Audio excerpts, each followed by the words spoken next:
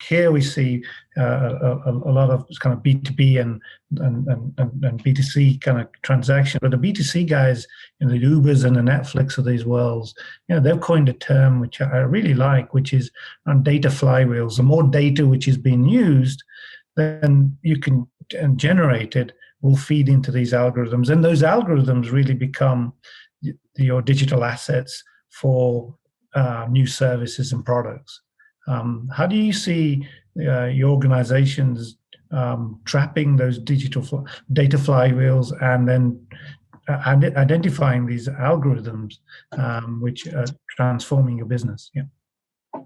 Yeah, if I could jump in there, I love that statement of a flywheel.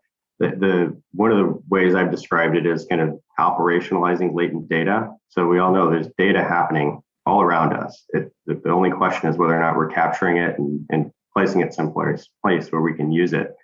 So the flywheel example, however, for us, if we are building models that are targeting patients to help them with their healthcare, whether it be experience, whether it be affordability, whether it be health risk gaps, that data set, that data point, I should say, that my team transformed, machine learning algorithm, targeting algorithm, initiates an action, which is an outreach to the patient, which in turn allows us to gather more information within the context of why that trigger happened, which is exactly what they're talking about with that flywheel. So we, through our analytics, have triggered a new encounter with our patient or our customer.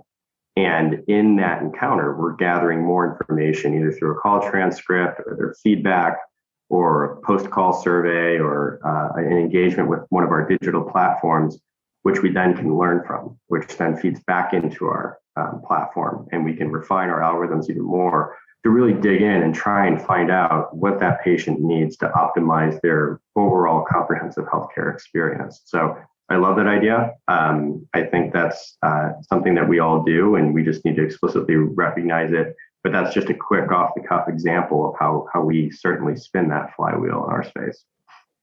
Yeah, and for Mars and Royal Canin, we're the typical CPG company that's trying to step into a D2C world, getting closer to that consumer. So really focusing just on that to increase the level of data that we consume is not really going to be enough. So what we are doing purposely is we're looking at other divisions within the company. One of the divisions that we have is called Mars Vet Health Group, which ties in with veterinarians. And so we have a level of pet owner and pet data that we can bring in to actually add to those flywheels, to do some analytics and to do some use cases to really tie the diets that we create, the nutritional value, to the outcomes of the pets through the veterinarian. So we're creating those flywheels internally through other divisions within Mars and within Royal Canin. Fantastic. Maybe you've asked two, or you had two topics that kind of merged together here in this section. Yeah. One around data monetization, and then the second around this notion of a flywheel, which I think tie together pretty nicely. Yes.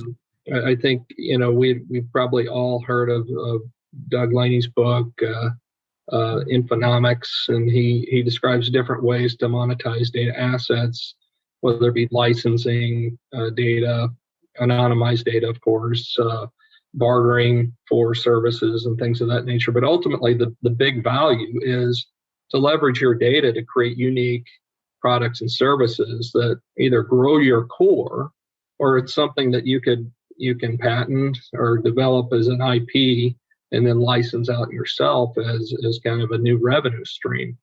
Now, if you take that forward into your flywheel, I think a lot of, and this kind of dovetails, I hope, with what Chris is saying, is a lot of the new service and new product being generated off of this additional data that companies are seeing as an asset, right, are being driven by the interaction and the capturing of the interaction with the customer, both the met need and the unmet need.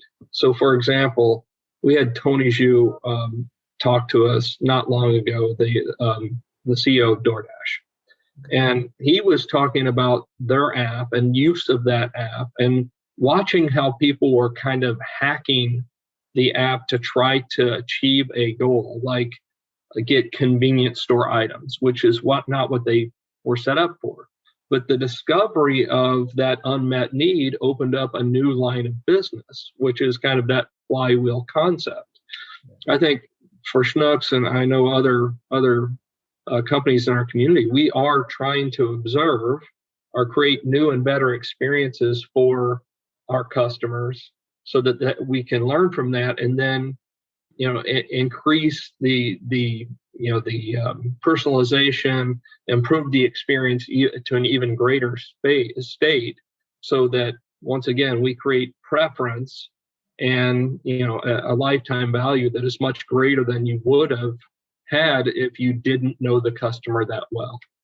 Yeah, good. And I think just to kind of build on the points, to take advantage of this flywheel, I think we really hit on it. You start with the business problem, which is fundamental to success, but also then it leads into technology. And even as simple, again, I think my theme has been blocking and tackling, just how you design applications then fundamentally change.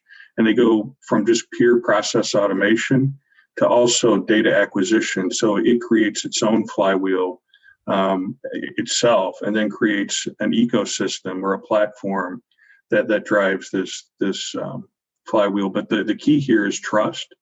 And I think, Naveen, you were kind of hitting on it, being able to trust and be transparent about how data is being leveraged by the organization versus that gotcha that may come out in the media.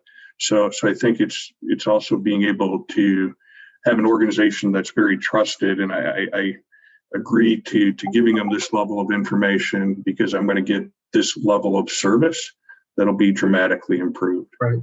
Yeah, I think ethical use of data, and creating that trust is absolutely kind of part of the fabric of creating these very tailored solutions, right? You have to be trusted to be doing what is correct for the customer and providing them with an enhanced service so that they continue to trust and use your service. Yeah, and sovereignty data is so important as well. Trust around sovereignty, as I've heard, of educating people around sovereignty of data, so that you're protecting the privacy of individuals given you that data is so important. Sorry, Naveen, you were saying?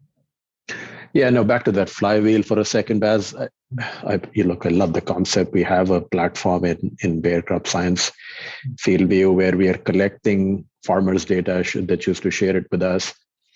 And based upon that, we are identifying new opportunities to help improve operations for farmers. So it's been great for the farmers. It's been great for us. And as a data scientist, right, you're always in that explore versus exploit type of dichotomy, right? Should I keep exploiting what I know today and my money-making endeavor, or should I diversify? Always diversify. That's the piece I worry about a little bit with the flywheel, also looking at the other side of the coin, because unless you design it carefully, you may get into that self-fulfilling prophecy type situation where you collect the data that reinforce the beliefs, the priors that you have.